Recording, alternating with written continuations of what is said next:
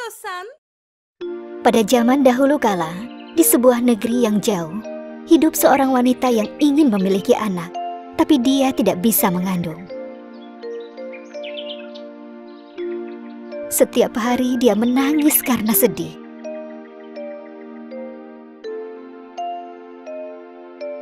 Suatu hari saat dia menangis, sesosok peri muncul di hadapannya. Kenapa kau menangis? Beritahu aku, mungkin aku bisa membantumu. Aku tidak punya siapa-siapa. Aku menginginkan anak perempuan agar dia bisa menemaniku. Baiklah, jangan menangis lagi. Aku akan memberimu satu buah benih. Tanam dan letakkan di tempat yang banyak sinar matahari. Nyanyikan sebuah lagu untuknya setiap hari. Saat benih itu tumbuh dan mekar, kau akan menemukan kejutannya. Wanita itu melakukan semua yang peri itu perintahkan. Setiap hari dia duduk di depan pot bunga dan bernyanyi untuknya setiap hari. Suatu hari, dia melihat sebuah ulir kecil. Tidak lama, ulir kecil itu tumbuh menjadi pucuk bunga mawar berwarna merah jambu. Wanita itu sangat gembira dan bahagia. Suatu hari, saat dia mencium bau bunga mawar, dia menciumnya. Tiba-tiba, kelopak bunga mawar itu mulai merekah. Di dalamnya terdapat gadis kecil berambut pirang dan pipinya bersemu merah jambu. Dia hanya sebesar ibu jari. Dia sangat terkejut dan gembira. Dia sadar kenapa peri itu memberinya benih ini. Dia mengangkat gadis itu dan mulai bicara dengannya. Gadis cantikku, selamat datang di rumahmu. Aku adalah ibumu. Aku akan memberimu nama Tambelina. Dia langsung membuatkan tempat tidur dari kulit kacang walnut, kasur dari daun bunga violet, dan selimut dari kelopak bunga mawar. Tambelina merasa sangat gembira dengan ibunya. Dia bernyanyi dan menari dengannya. Ibunya mengisi cangkir dengan air dan meletakkan kulit kacang walnut di dalamnya. Tambelina akan mengambang di daun dan kulit kacang itu selama berjam-jam. Waktu terus berlalu, dan Tambelina telah tumbuh besar, tapi dia masih tetap bertubuh kecil. Suatu malam saat Tambelina tidur di tempat tidurnya, seekor katak jelek masuk melalui celah jendela yang terbuka. Dia menatap Tambelina saat dia sedang tidur. Dia cantik sekali, gadis yang sempurna untuk menjadi menantu perempuanku.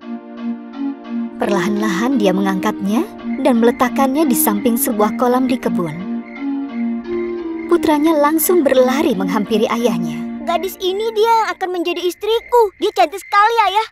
Kita letakkan dia di bunga teratai ini sampai kita selesai mempersiapkan segalanya agar dia tidak bisa kabur. Keesokan paginya, Tambelina yang terbangun di tengah-tengah teratai, dia berada di tengah-tengah kolam. Dia sangat ketakutan dan mulai menangis. Semua ikan yang mendengar suara tangisannya berenang ke arahnya. Kenapa kau menangis? Ada apa? Apa yang aku lakukan di sini? Aku sedang tidur nyenyak di kamarku. Saat aku membuka mata, aku sudah di sini. Aku ingin pulang. Aku ingin bertemu ibuku.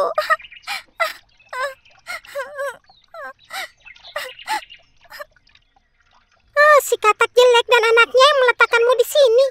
Sepertinya kau akan menikahinya. Kau tidak mau itu? Tidak, tidak. Tolong aku mohon. Ikan-ikan mulai menggigiti batang pohon teratai yang tumbuh di bawah kolam.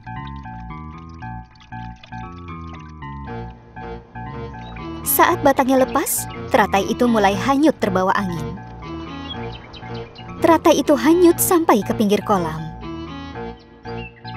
Tapi kali ini, seekor kumbang yang hidup di sebuah pohon melihat Tambelina. Oh, serangga yang menarik. Dia tidak seperti kami. Aku akan membawanya pulang supaya teman-teman bisa melihatnya juga.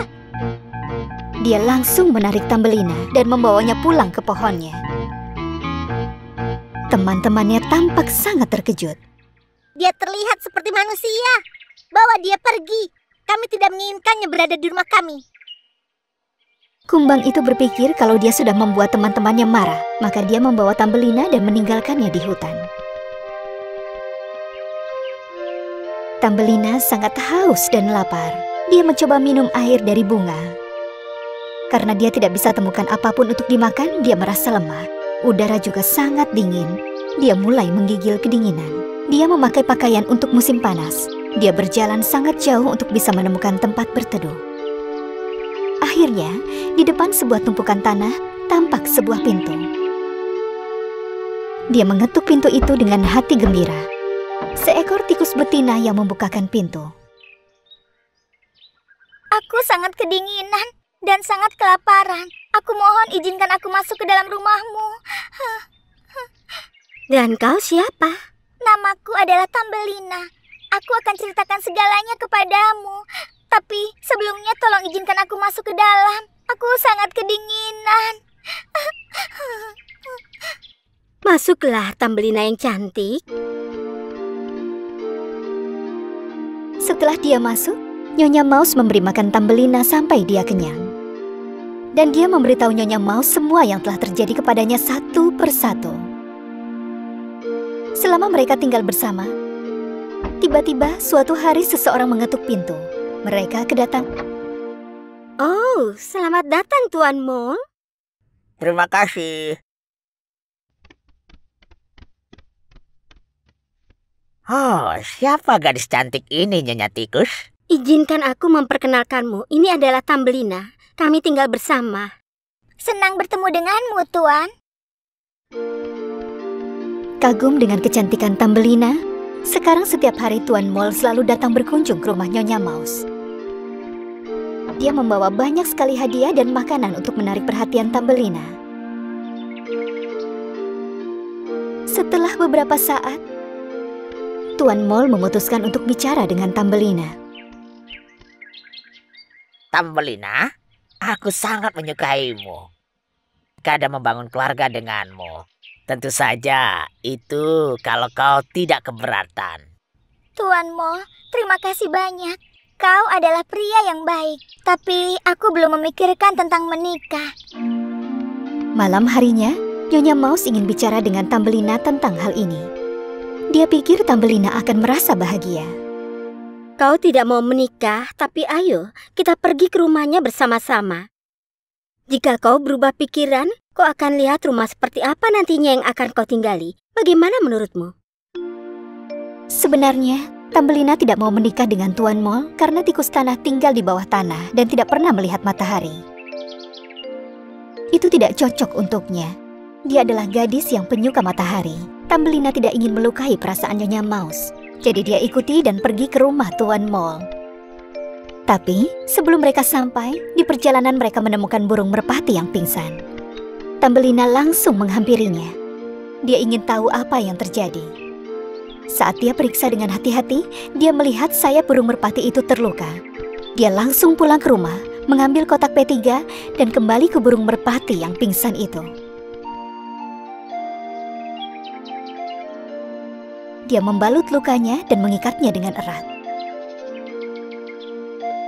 Burung merpati putih itu membuka matanya dan bahkan bisa minum air. Aku tidak akan pernah melupakan kebaikanmu, Tambelina. Suatu hari nanti aku akan membantumu juga. Malam harinya, Tambelina bicara dengan Nyonya Mouse. Nyonya Mouse sayang, ada beberapa hal yang ingin kukatakan kepadamu. Yang pertama adalah, aku tidak mau menikah dengan Tuan Mole. Dia tinggal di bawah tanah, dan aku di atas tanah dekat dengan sinar matahari. Dan terima kasih banyak atas segala yang sudah kau lakukan untukku. Kau sudah menyelamatkan hidupku, tapi aku sangat merindukan ibu dan rumahku. Aku akan meminta burung merpati mengantar kami pulang begitu dia sembuh. Baiklah Tambelina, terserah kau saja, selama kau bahagia. Siapapun yang berada di posisimu pasti akan melakukan yang sama. Aku senang bisa bertemu denganmu. Sama-sama Nyonya Mouse, aku akan sangat merindukanmu. Beberapa hari kemudian, burung merpati itu sudah sembuh. Aku sudah merasa lebih baik Tambelina dan aku harus pergi. Apa kau membutuhkan sesuatu? Ya, aku ingin memintamu untuk mengantarku pulang. Kau mau melakukan itu untukku? Dengan senang hati. Tambelina mengucapkan selamat tinggal kepada Nyonya Mouse dan memanjat ke punggung burung merpati. Mereka terbang di angkasa. Supaya tidak jatuh tertiup angin, Tambelina berpegangan erat pada burung merpati. Akhirnya mereka tiba di rumah Tambelina. Nyonya Pigeon menurunkannya di tengah-tengah bunga di kebun, dan sekali lagi berterima kasih kepadanya saat dia terbang tinggi ke angkasa. Akhirnya Tambelina pulang ke rumahnya setelah pergi selama berbulan-bulan. Dia langsung lari menghampiri ibunya dan memeluknya. Ibunya merasa bahagia. Ya Tuhan, hari yang indah. Ibu sangat bahagia kita akhirnya bisa bersatu. Selamat datang kembali gadis cantikku. Ibu sangat merindukanmu. Aku juga sangat merindukanmu, Ibu. Aku akan menceritakan semua yang kualami kepadamu. Janji untuk kita tidak pernah berpisah lagi. Setelah apa yang terjadi, Tambelina tidak pernah pergi jauh dari rumah. Dan dia bermain dengan bunga-bunga di kebun yang disirami oleh sinar matahari. Suatu hari, dia melihat sebuah bunga yang cantik, yang sangat istimewa dan berkilau seperti matahari. Wow, itu adalah bunga yang berbeda. Sepertinya aku tidak pernah melihat bunga seperti itu di sini. Tambelina melompat dari satu bunga ke bunga lain dan mendekati bunga itu. Dan tepat di saat itu, kelopak bunga yang berkilau itu terbuka. Tambelina sangat terkejut melihat seorang pria tampan yang kecil seperti dirinya. Oh, siapa kau? Aku adalah peri kebun ini. Dan kau gadis cantik, kau siapa? Namaku adalah Tambelina. Ibuku memilih nama itu karena aku sangat kecil. Ini adalah kebun kami, tapi aku belum pernah melihatmu di sini. Baik peri bunga dan Tambelina tidak pernah menemui siapapun yang seukuran dengan mereka. Dengan persamaan itu, mereka saling menyukai pada pandangan pertama. Saat waktu berlalu, keduanya akan pergi keliling kebun, bermain dan menghabiskan waktu bersama. Dan suatu hari, Tambelina, ada yang ingin kutanyakan padamu. Maukah kau menikah denganku? Tambelina merasa sangat senang mendengar lamarannya itu. Karena akhirnya, seseorang yang dia sukai untuk menghabiskan waktu bersama, yang bisa hidup bersamanya di antara bunga-bunga. Dan jika dia menikah, dia bisa hidup dekat dengan ibunya, telah melamarnya. Tentu saja, pangeranku.